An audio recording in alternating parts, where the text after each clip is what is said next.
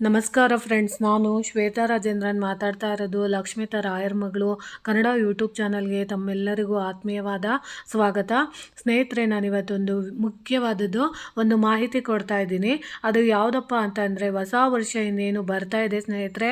ಇನ್ನು ಸುಮಾರು ಇನ್ನೊಂದು 15 ದಿನ ಇದೆ ಹೊಸ ವರ್ಷ ಬರ್ತಿರೋ ಅಂಥ ಸಂದರ್ಭದಲ್ಲಿ ನಮ್ಮ ಜೀವನದಲ್ಲಿ ಈ 2024ರಲ್ಲಿ ಕಳೆದಂತಹ ಘಟನೆಗಳು, ಅದು ಕಹಿ ಘಟನೆಗಳಾಗಿದ್ದರೆ ಅದನ್ನು ನಾವು ದೂರ ಇಡಬೇಕು. ನಮ್ಮ ಜೀವನದಲ್ಲಿ ನೋವು, ಬಾಧೆ, ಸಂಕಟ, ತಿರಸ್ಕಾರ, ಅವಮಾನ ಅದೆಲ್ಲನೂ ನಾವು ಈ ವರ್ಷಕ್ಕೆ ಎಂಡ್ ಮಾಡಿ ನಮ್ಮ ಜೀವನದಲ್ಲಿ ಮುಂಬರೋ ಅಂಥ 2025ರ ದಿನಗಳಲ್ಲಿ, ಅಂದರೆ ಆ ವರ್ಷದ ದಿನಗಳಲ್ಲಿ ನಮಗೆ ಒಳ್ಳೆಯದಾಗಲಿ ಅನ್ನೋ ಇಚ್ಛೆ ನಾವು ದೇವರಲ್ಲಿ ನಾವು ಪ್ರಾರ್ಥನೆ ಮಾಡಿದ್ದೆ ಆದರೆ ಖಂಡಿತವಾಗ್ಲೂ ಆ ಮೊದಲ ದಿನ ಅಂದರೆ 2025ರ ಜನವರಿ 1ರಂದು ನೀವು ಇದೊಂದು ಶಬ್ದನ ನೀವು ಪ್ರಾರ್ಥನೆ ಮಾಡೋದ್ರಿಂದ ಅಥವಾ ನೀವು ಕಣ್ಣು ಬಿಟ್ಟು ನೀವು ಇದೊಂದು ಶಬ್ದನ ನೀವು ಹೇಳ್ಕೊಳ್ಳೋದ್ರಿಂದನೇ ನಿಮ್ಮಲ್ಲಿ ಆ ವರ್ಷ ಪೂರ್ತಿ ನಿಮಗೆ ನೀವು ಮಾಡೋವಂಥ ಪ್ರತಿಯೊಂದು ಕೆಲಸಗಳು ಸಕ್ಸಸ್ ಆಗೋದಕ್ಕೆ, ಅಥವಾ ಯಾವುದೋ ಒಂದು ರೂಪದಲ್ಲಿ ನಿಮಗೆ ನೀವು ಕಷ್ಟದಲ್ಲಿದ್ದಾಗ ಯಾರೋ ವ್ಯಕ್ತಿಗಳ ರೂಪದಲ್ಲಿ ನಿಮಗೆ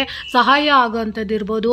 ನೀವು ಯೋಚನೆ ಮಾಡೋವಂಥ ರೀತಿಗಳೆಲ್ಲ ಒಳ್ಳೆಯದು. ಅಕಸ್ಮಾತು ನಿಮ್ಮಲ್ಲಿ ಏನಾದರೂ ನೆಗೆಟಿವಿಟಿ ಅನ್ನೋದು ಕೆಟ್ಟದು ನಿಮ್ಮ ಮನಸ್ಸಲ್ಲಿ ಬರ್ತಿದೆ ಅಂದರೆ ಅದನ್ನು ಕೂಡ ಅವಾಯ್ಡ್ ಮಾಡೋದಕ್ಕೆ ನಮಗೆ ಒಂದು ದೇವತೆಯ ಆಶೀರ್ವಾದ ನಮಗೆ ಖಂಡಿತವಾಗ್ಲೂ ಬೇಕಾಗಿರುತ್ತೆ.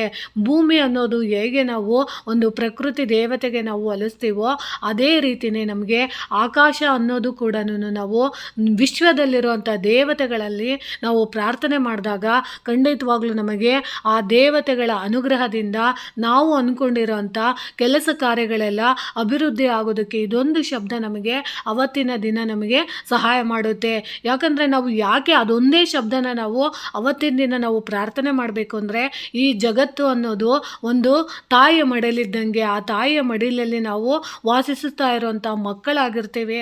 ಈ ಜಗತ್ತಲ್ಲಿ ನಾವು ತಾಯಿಗಿಂತ ದೊಡ್ಡ ದೇವರು ಯಾವುದೂ ಇಲ್ಲ ಅಂತ ನಾವು ಹೇಳ್ತೀವಿ. ಅಂಥ ತಾಯಿನ ನಾವು ಸ್ಮರಣೆ ಮಾಡೋದ್ರಿಂದ, ಅಂದರೆ ಆ ತಾಯಿಗೆ ಹೋಲುವಂಥ ಇದೊಂದು ಶಬ್ದನ ನಾವು ಅವತ್ತಿನ ದಿನ ಪ್ರತಿಯೊಬ್ಬರು ಕೂಡ ಬೆಳಗ್ಗೆ ಎದ್ದಿದ ತಕ್ಷಣ ನೀವು ಅಂಗೈಯನ್ನು ನೋಡಿಕೊಂಡು ಅಥವಾ ನೀವು ಕಣ್ಣು ಬಿಟ್ಟಿದ ತಕ್ಷಣ ನೀವು ನಿಮ್ಮ ಮನಸ್ಸಿಂದ ವಿಶ್ವಕ್ಕೆ, ಅಂದರೆ ಆಕಾಶನ ನೀವು ನೋಡಿಕೊಂಡು ತಾಯಿನ ನೀವು ಅಂದರೆ ವಿಶ್ವದಲ್ಲಿರುವಂಥ ದೇವತೆನ ನೀವು ಪ್ರಾರ್ಥನೆ ಮಾಡಬೇಕಾಗುತ್ತೆ. ಆ ಪ್ರಾರ್ಥನೆ ಮಾಡುವಂಥ ದೇವತೆಯ ಆ ಶಬ್ದ ಯಾವುದು ಅಂದರೆ ಮಾ ಅಂತಂತಾರೆ. ಅಂದರೆ ಮಾ ಅಂದರೆ ಅಮ್ಮ ಅಂತ. ಅಂದರೆ ಈ ಜಗತ್ತಿಗೆಲ್ಲ ದೊಡ್ಡೋಳು ಆಗಿರೋವಂಥದ್ದು ತಾಯಿ ದೇವತೆ ಆಗಿರ್ತಾಳೆ. ಅಂಥ ತಾಯಿನ ನಾವು ಮಾ ಅನ್ನೋ ಅಕ್ಷರದಿಂದ, ಅಮ್ಮ ಅನ್ನೋರು ಕೆಲವೊಬ್ಬರು ಅಮ್ಮ ಅಂತಾರೆ, ಕೆಲವೊಬ್ಬರು ಅವ್ವ ಅಂತಾರೆ, ಕೆಲವೊಬ್ಬರು ಮಾ ಅಂತಲೇ ಕರೀತಾರೆ. ಅಂತ ನಾವು ಅಮ್ಮ ಅನ್ನೋ ಅಕ್ಷರ ಅಥವಾ ಮಾ ಅನ್ನೋ ಒಂದು ಶಬ್ದನ ನಾವು ಅವತ್ತಿನ ದಿನ ನಾವು ಹೇಳ್ಕೊಳ್ಳೋದ್ರಿಂದ ನಮ್ಮ ಎಲ್ಲ ಕೆಲಸ ಕಾರ್ಯಗಳು ಶುಭ ಕಾರ್ಯಗಳಾಗಿ ಖಂಡಿತವಾಗ್ಲೂ ಆಗುತ್ತೆ. ಅಕಸ್ಮಾತ್ ನೀವು ಹೇಳ್ಬೋದು, ಇದೊಂದು ಶಬ್ದ ಹೇಳ್ಕೊಂಡಿದ ತಕ್ಷಣ ನಾನು ಶ್ರೀಮಂತರಾಗ್ಬಿಡ್ತೀವ, ಅಥವಾ ನಮಗೆ ಕಷ್ಟನೇ ಬರೋದಿಲ್ವಾ, ಅಥವಾ ನಾವು ಅಂದ್ಕೊಂಡಿದ್ದೆಲ್ಲ ಆಗ್ಬಿಡುತ್ತಾ ಅನ್ನೋ ಅಂಥವ್ರು ಇರ್ತಾರೆ. ಆದರೆ ನಾವು ಎಲ್ಲದನ್ನು ನಾವು ಒಂದು ನಂಬಿಕೆಯ ಆಧಾರದ ಮೇಲೆ ನಮ್ಮ ಹಿಂದೂ ಧರ್ಮದಲ್ಲಿರುವಂಥ ಗ್ರಂಥದ ವಿಚಾರಗಳ ಒಂದು ನಂಬಿಕೆ ಆಧಾರದ ಮೇಲೆ ನಾವು ಆಚರಣೆನ ನಾವು ಮಾಡ್ತಾ ಇದ್ದೀವಿ. ಯಾವಾಗಲೂ ನಾವು ಒಳ್ಳೆಯದನ್ನು ನಾವು ಯೋಚನೆ ಮಾಡಿದಾಗ ಖಂಡಿತವಾಗ್ಲೂ ನಮಗೆ ಒಳ್ಳೆಯದೇ ಆಗುತ್ತೆ. ಯಾಕಂದರೆ ಪ್ರಕೃತಿಯಲ್ಲಿರೋಂಥ ದೇವತೆಗಳು ನಮಗೆ ಕಣ್ಣಿಗೆ ಕಾಣಿಸ್ತಾ ಇಲ್ಲ ಇದ್ರೂ ಅವರು ನಮ್ಮನ್ನು ನೋಡ್ತಾ ಇರ್ತಾರೆ. ನಾವು ಅವ್ರನ್ನ ನೋಡೋಕ್ಕಾಗ್ದಿದೆ ಅಂದ್ರೂ ನಾವು ಹೆಂಗೆ ಗಾಳಿಯಿಂದ ಉಸಿರಾಡ್ತಿರ್ತೀವೋ, ನಾವು ಹೆಂಗೆ ಊಟನ ನಮಗೆ ಒತ್ತೊತ್ತಿಗೆ ಭಗವಂತ ಯಾವುದೋ ಒಂದು ರೂಪದಲ್ಲಿ ಊಟನ ಕೊಡ್ತಾ ಇರ್ತಾರೋ, ಯಾವ ಯಾವುದೋ ಒಂದು ರೂಪದಲ್ಲಿ ಯಾವುದೋ ವ್ಯಕ್ತಿಗಳ ಕೈ ಕೆಳಗಡೆ ನಾವು ಕೆಲಸ ಮಾಡ್ತಾ ಇರ್ತೀವಿ. ಹಂಗೆ ಯಾವುದೋ ಒಂದು ರೂಪದಲ್ಲಿ ಶಕ್ತಿ ಅನ್ನೋದು ನಮಗೆ ತರಂಗಗಳ ಮುಖಾಂತರ ನಮಗೆ ಬಂದು ಆ ಯೂನಿವರ್ಸರಿ ಅನ್ನೋದು ನಮಗೆ ಖಂಡಿತವಾಗ್ಲೂ ಸಹಾಯ ಮಾಡುತ್ತೆ. ಯಾವಾಗಲೂ ಪ್ರಕೃತಿಯಲ್ಲಿರುವಂಥ ದೇವತೆಗಳನ್ನು ನಾವು ಪ್ರೀತಿಯಿಂದ ನಮ್ಮ ಬೇಡಿಕೆಗಳನ್ನು ನಾವು ಅವರ ಮುಂದೆ ಇಟ್ಟಾಗ, ಅಥವಾ ಒಂದು ಪ್ರಾರ್ಥನೆ ಅಂತ ಒಂದು ಸಲ್ಲಿಸಿದಾಗ, ಅಥವಾ ನೀವು ಕುಂತಿರೋ ಅಂಥ ಸ್ಥಳದಲ್ಲೇ ನಿಮ್ಮ ದೇಹ ಮತ್ತು ಆತ್ಮನ ನೀವು ಸಮರ್ಪಣೆ ಮಾಡಿಕೊಂಡು ಭಗವಂತನ ನೀವು ಪ್ರಾರ್ಥನೆ ಮಾಡಿ, ನಮಗೆ ಈ ವರ್ಷದಲ್ಲಿ ಆಗಿದಂಥ ಕೆಟ್ಟ ಅನುಭವಗಳೆಲ್ಲ ದೂರ ಆಗಿ ನಮಗೆ ಒಂದು ಒಳ್ಳೆಯದನ್ನು ಈ ವರ್ಷನಾದರೂ ಮಾಡಿ ಅಂತೇಳಿ ನಿಷ್ಕಲ್ಮಶವಾಗಿ ಮನಸಾರೆ ಭಕ್ತಿಯಿಂದ ನಾವು ಅದೊಂದು ಶಬ್ದನ ನಾವು ಒಂದು 108 ಸರಿ ಇರ್ಬೋದು, ಅಥವಾ ಒಂದು 11 ಸರಿ ಇರ್ಬೋದು, ಒಂದು 21 ಸರಿ ಇರ್ಬೋದು, ಆ ಪದನ ನಾವು ಹೇಳ್ಕೊಳ್ಳೋದ್ರಿಂದನೇ ನಮಗೆ ಏನೋ ಒಂದು ನಮ್ಮ ದೇಹದಲ್ಲಿ ಒಳ್ಳೆಯ ತರಂಗಗಳು ಉತ್ಪತ್ತಿಯಾಗಿ ನಮ್ಮ ಯೋಚನೆ ಮಾಡುವಂಥ ರೀತಿ ನೀತಿಗಳಲ್ಲೂ ಬದಲಾವಣೆ ಅನ್ನೋದು ಖಂಡಿತವಾಗ್ಲೂ ಆಗಿ ನಮಗೂ ಕೂಡ ಅದೃಷ್ಟ ಅನ್ನೋದು ಕೂಡಿ ಬರಬಹುದು. ಯಾಕಂದರೆ ಒಂದು ನಂಬಿಕೆ ಮೇಲೇ ಇದೆಲ್ಲ ನಡೀತಾ ಇರೋದು. ಆ ನಂಬಿಕೆಯ ಉದ್ದೇಶದಿಂದ ನಾನು ನಿಮಗೆ ತಿಳಿಸ್ಕೊಟ್ಟಿದ್ದೀನಿ. ಅದನ್ನು ನೀವು ಬ್ರಹ್ಮ ಮುಹೂರ್ತದಲ್ಲಿ, ಅದರಲ್ಲೂ ವಿಶೇಷವಾಗಿ ನೀವು ಸೂರ್ಯ ಉದಯಿಸೋ ಅಂತ ಸೂರ್ಯ ಓರೆ ಸಮಯದಲ್ಲಿ ನೀವು ಅದನ್ನು ನೀವು ಹೇಳ್ಕೊಳ್ಳೋದ್ರಿಂದ ತುಂಬಾ ಅನುಕೂಲ ಆಗುತ್ತೆ. ಬೇಕಾದ್ರೆ ನೀವು ಇದೊಂದು ವರ್ಷ ನೀವು ಪ್ರಯತ್ನಪಟ್ಟು ನೋಡಿ, ಖಂಡಿತವಾಗ್ಲೂ ನಿಮ್ಮ ಜೀವನದಲ್ಲಿ ಒಂದು 100ಕ್ಕೆ ಒಂದು 50% ಇಲ್ಲ ಅಂದ್ರೂ ಒಂದು 70% ನಿಮಗೆ ಖಂಡಿತವಾಗ್ಲೂ ಎಲ್ಲದೂ ಒಳ್ಳೆಯದೇ ಆಗುತ್ತೆ. ಯಾಕಂದರೆ ಸ್ನೇಹಿತರೆ, ಅವರವರ ನಂಬಿಕೆ.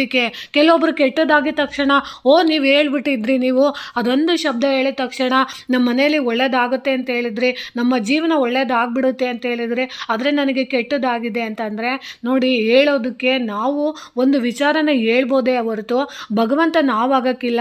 ಭಗವಂತನ ಲೆಕ್ಕಾಚಾರ ಯಾವ ರೀತಿ ಇರುತ್ತೆ ಅಂತ ಗೊತ್ತಿಲ್ಲ. ಆದರೆ ನಮಗೆ ಭಗವಂತನ ನಾವು ಪ್ರಾರ್ಥನೆ ಮಾಡ್ದಲೇ ಎಲ್ಲನೂ ಬೇಕು ಅನ್ನೋದು ದಡ್ಡತನ ಆಗುತ್ತೆ. ಅಟ್ಲೀಸ್ಟು ನಮಗೆ ಗೊತ್ತು ಭಗವಂತ ಯಾರ್ಯಾರಿಗೆ ಏನೇನು ಕೊಡಬೇಕು ಅನ್ನೋದು ಅವನು ನಿರ್ಧಾರ ಮಾಡಿರ್ತಾನೆ. ಆದ್ರೂ ನಾವು ಭಗವಂತನ ಹತ್ರ ಎಷ್ಟೋ ಕಷ್ಟ, ಬೆಟ್ಟದಂಥ ಕಷ್ಟಗಳು ನಮಗೆ ಗುಡ್ಡವಾಗಿ ಅಡ್ಡಲಾಗಿ ನಿಂತು ನಮ್ಮನ್ನು ಕಷ್ಟನ ಪರಿಹಾರ ಮಾಡೋದು ಅಂದರೆ ಭಗವಂತ ಮಾತ್ರ.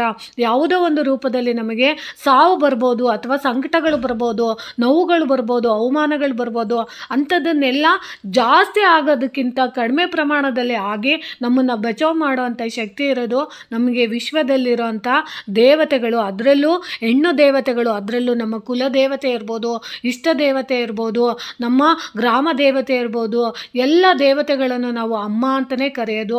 ಆ ಅಮ್ಮ ಅನ್ನೋ ಅಕ್ಷರನ ನಾವು ಮಾ ಅಂತ ನಾವು ಅವತ್ತಿನ ದಿನ ಪ್ರಾರ್ಥನೆ ಮಾಡಿದರೆ ಸಾಕು, ಖಂಡಿತವಾಗ್ಲೂ ನಮ್ಮಲ್ಲಿರೋಂಥ ಎಷ್ಟೋ ನೆಗೆಟಿವಿಟಿ ಇರ್ಬೋದು, ಎಷ್ಟೋ ಕೆಟ್ಟ ವಿಚಾರಗಳಿರ್ಬೋದು, ಅದೆಲ್ಲ ದೂರ ಆಗಿ ನಮಗೆ ಒಳ್ಳೇದು ಮಾಡುತ್ತೆ ಅನ್ನೋ ಉದ್ದೇಶದಿಂದ ನಾನು ಇದೊಂದನ್ನು ನಿಮಗೆ ಹೇಳ್ಕೊಟ್ಟಿದ್ದೀನಿ.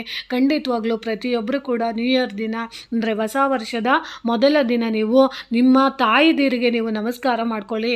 ತಾಯಿದೀರ ಕೈಯಿಂದ ನೀವು ತುತ್ತನ್ನು ಊಟ ಮಾಡಿಸಿ. ಯಾಕಂದರೆ ತಾಯಿಗಿಂತ ದೊಡ್ಡ ದೇವರು ಯಾರೂ ಇರೋದಿಲ್ಲ. ನಾವು ನಮ್ಮ ತಂದೆ ತಾಯಿಗಳನ್ನು ನಾವು ಹೆಚ್ಚು ಪ್ರೀತಿ ಮಾಡಿದಷ್ಟು ನಮಗೆ ಯಾವ ದೇವರಿಂದ ಸಿಗದಿರೋಂಥ ಆಶೀರ್ವಾದ, ಪುರಸ್ಕಾರ, ಸನ್ಮಾನ ಎಲ್ಲ ಕೂಡ ಸಿಗುತ್ತೆ. ಅದರಲ್ಲೂ ಚಂದ್ರದೋಷ ಇರೋ ಅಂಥವ್ರು ತಂದೆ ತಾಯಿಗೆ ನಿಮ್ಮ ದಾಂಪತ್ಯ ಚೆನ್ನಾಗಿರಬೇಕು, ನೀವು ಸುಖವಾಗಿರಬೇಕು, ನಿಮಗೆ ಒಳ್ಳೆ ಮಕ್ಕಳಾಗಬೇಕು, ಒಳ್ಳೆ ಉದ್ಯೋಗ ಸಿಗಬೇಕು, ಅಥವಾ ನೀವು ಅಂದ್ಕೊಂಡಿರೋಂಥ ಕೆಲಸದಲ್ಲಿ ಪ್ರಗತಿ ಸಾಧಿಸಬೇಕು, ಹೆಚ್ಚು ದುಡ್ಡನ್ನು ನೀವು ಸಂಪಾದನೆ ಮಾಡಬೇಕು, ಅಥವಾ ವಿದೇಶಕ್ಕೆ ಹೋಗಬೇಕು, ಏನೋ ಒಂದನ್ನು ನೀವು ಅಚೀವ್ ಮಾಡಬೇಕು ಅಂದರೆ ಮುಖ್ಯವಾಗಿ ನೀವು ತಾಯಿನ ನೀವು ಜಾಸ್ತಿ ಪ್ರೀತಿ ಮಾಡಬೇಕು. ಅದರಲ್ಲೂ ನೀವು ತಾಯಿದೀರನ್ನ ಪಾದನ ಮುಟ್ಟಿ ನಮಸ್ಕಾರ ಮಾಡ್ಕೊಳ್ಳೋ ಅಂಥ ಅಭ್ಯಾಸನ ಪ್ರತಿದಿನ ನೀವು ಮಾಡಬೇಕು. ಯಾಕಂದರೆ ತಾಯಿ ಬಂದು ಯಾವಾಗ್ಲೂ ಚಂದ್ರ ಕಾರಕ ಆಗಿರ್ತಾರೆ, ಅಂದರೆ ಚಂದ್ರನ ಮನಸ್ಸುಳ್ಳವರಾಗಿರ್ತಾರೆ.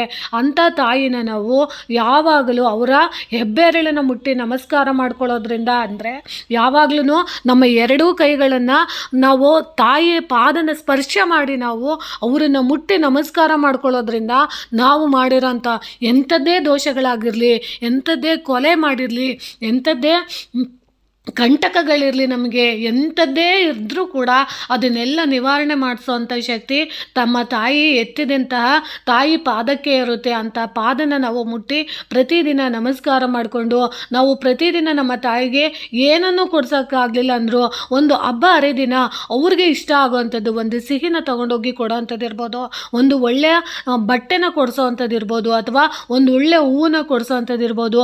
ಒಂದು ದಿನನಾದರೂ ನೀವು ನಿಮ್ಮ ಹೆಂಡ್ತಿನ ವರ್ಷ ಪೂರ್ತಿ ಆಚೆ ಎಲ್ಲ ಕರ್ಕೊಂಡು ಹೋಗ್ತಿರ್ತೀರ, ಆದರೂ ತಾಯಿ ಅನ್ನೋ ದೇವ್ರನ್ನ ವರ್ಷದಲ್ಲಿ ಒಂದು ದಿನನಾದ್ರೂ ಅಥವಾ ವರ್ಷದಲ್ಲಿ ಒಂದೆರಡು ಬಾರಿ ಆದ್ರೂ ತಂದೆ ತಾಯಿಗಳ ಜೊತೆ ನೀವು ತೀರ್ಥಯಾತ್ರೆಗೆ ಹೋಗೋವಂಥದ್ದು, ತಾಯಿ ದೇವ್ರನ್ನ ಇಷ್ಟವಾದಂಥ ದೇವಸ್ಥಾನಗಳಿಗೆ ಕರ್ಕೊಂಡು ಹೋಗೋವಂಥದ್ದು, ದರ್ಶನ ಮಾಡಿಸೋವಂಥದ್ದು, ತಾಯಿ ದೇವ್ರ ಜೊತೆ ನೀವು ನಿಮ್ಮ ಮಕ್ಕಳು, ಹೆಂಡತಿ ಮತ್ತು ಎಲ್ಲರ ಜೊತೆ ನೀವು ಬೆರೆಯುವಂಥ ಪ್ರಯತ್ನ ಮಾಡಿದಾಗ ಖಂಡಿತವಾಗ್ಲೂ ಯಾವುದೇ ರೀತಿಯ ಚಂದ್ರದೋಷ ಇರ್ಬೋದು, ಅಂಗಾರಕ ದೋಷಗಳಿರ್ಬೋದು, ಸಾಡೆ ಸಾತಿಯ ದೋಷಗಳಿರ್ಬೋದು, ಅದೆಲ್ಲ ನಿವಾರಣೆ ಆಗೋದಕ್ಕೆ ತಂದೆ ತಾಯಿ ಆಶೀರ್ವಾದ ತುಂಬಾ ಮುಖ್ಯ ಆಗಿರುತ್ತೆ. ಅದರಲ್ಲೂ ನಾವು ತಾಯಿ ಕೈಯಿಂದ ನಾವು ಹೊಸ ವರ್ಷದ ಆರಂಭದ ದಿನದಲ್ಲಿ ವಿಶೇಷವಾಗಿ ತಾಯಿಯ ಕೈ ತುತ್ತು ಅಂದರೆ ತಾಯಿ ಮೊಸರನ್ನು ನೀವು ವಿಶೇಷವಾಗಿ, ಅಥವಾ ಸಿಹಿ ಪೊಂಗಲನ್ನು ನೀವು, ಅಥವಾ ನಿಮ್ಮ ಮನೆಯಲ್ಲಿ ಹೆಸರು ಬೇಳೆದು ಗೂಡನ್ನು ಅಂತ ಮಾಡ್ತಾರೆ, ಅದನ್ನು ನೀವು ಮಾಡಿಸಿ ತಾಯಿದೀರ ಕೈಯಲ್ಲಿ ವಿಶೇಷವಾಗಿ ಅಡುಗೆ ಮನೆಯಲ್ಲಿ ನೀವು ಕುಳಿತು ತಾಯಿದೀರು ನಿಮಗೆ ತಿನ್ನಿಸಬೇಕು. ಅಂದರೆ ಅಡುಗೆ ಮನೆಯಲ್ಲಿ ತಾಯಿ ಕೂತ್ಕೊಂಡಿದ್ದು ತಾಯಿ ಮಾಡಿದಂತಹ ನೈವೇದ್ಯನ ನೀವು ಬಾಳೆಯ ಎಲೆಯ ಮೇಲೆ ಹಾಕಿಸಿ ಅದರಲ್ಲಿ ತಾಯಿದೀರು ನಿಮಗೆ ತಿನ್ನಿಸಿದ್ರೆ ಸಾಕು. ಆ ವರ್ಷ ಪೂರ್ತಿ ನಿಮ್ಮಲ್ಲಿ ಯಾವುದೋ ಒಂದು ಶಕ್ತಿ ನಿಮ್ಮ ಜೊತೆ ಆಗಿದ್ದು ನಿಮ್ಮಲ್ಲಿರೋಂಥ ಎಂಥದೇ ಕಂಟಕಗಳಿದ್ರೂ ಅದು ನಿವಾರಣೆ ಆಗುತ್ತೆ. ಅಂಥ ಶಕ್ತಿ ತಾಯಿ ನೀಡುವಂಥ ತುತ್ತಿಗೆ, ತಾಯಿ ತಿನ್ನಿಸುವಂಥ ತುತ್ತಿಗೆ ಖಂಡಿತವಾಗ್ಲೂ ಬೆಲೆ ಇರುತ್ತೆ. ಯಾಕಂದರೆ ದೊಡ್ಡವ್ರು ಆಯ್ತಾ ತಾಯಿದನ್ನ ನಾವು ಮರ್ತು ಬಿಡ್ತೀವಿ. ತಾಯಿ ಏನಾದರೂ ತಿನ್ನಿಸೋಕೆ ಬಂದರೆ ಕೆಲವೊಬ್ಬರು ಅಯ್ಯೋ ನಾವಿಷ್ಟು ದೊಡ್ಡವರಾಗಿ ನಮ್ಮ ಅಮ್ಮನ ಹತ್ರ ನಾವು ಕೈ ತುತ್ತಿ ಮಾಡಿ ತಿನ್ನಿಸ್ಬೇಕಾ ಅನ್ನೋ ಕೆಲವೊಬ್ಬರು ನಾಚಿಕೆ ಇರುತ್ತೆ, ಸಂಕೋಚ ಇರುತ್ತೆ, ಕೆಲವೊಬ್ಬರು ದುರಹಂಕಾರ ಇರುತ್ತೆ. ಖಂಡಿತವಾಗ್ಲೂ ಮಾಡಬೇಡಿ. ಯಾಕಂದರೆ ತಾಯಿಗಿಂತ ದೊಡ್ಡ ದೇವರು ಪ್ರಪಂಚದಲ್ಲಿ ಯಾವುದೂ ಇಲ್ಲ.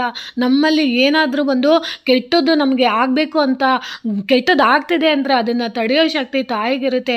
ತಾಯಿ ವ್ರತ ಪೂಜೆ ಮಾಡಲಿಲ್ಲ ಅಂದರೂ ಪರವಾಗಿಲ್ಲ, ಪ್ರತಿದಿನ, ಪ್ರತಿ ನಿಮಿಷ, ಪ್ರತಿ ಸೆಕೆಂಡು ನನ್ನ ಮಗ ಚೆನ್ನಾಗಿರಲಿ, ನನ್ನ ಮಗ ಚೆನ್ನಾಗಿರಲಿ, ನನ್ನ ಮಗಳು ಚೆನ್ನಾಗಿರಲಿ, ನನ್ನ ಕುಟುಂಬ ಚೆನ್ನಾಗಿರಲಿ ಅಂತ ಬಯಸೋ ಅಂಥದ್ದು ಅದೊಂದು ದೈವ ಅಂದರೆ ಅದು ತಾಯಿ ಮಾತ್ರ ಆಗಿರುತ್ತೆ. ಅಂತ ತಾಯಿಗೆ ನಾವು ಸಂಬಂಧಪಟ್ಟಂಥ ಈ ಒಂದು ಶಬ್ದನ, ಮಾ ಅನ್ನೋ ಶಬ್ದನ ನೀವು ಅವತ್ತಿನ ದಿನ ಹೇಳ್ಕೊಳ್ಳಿ.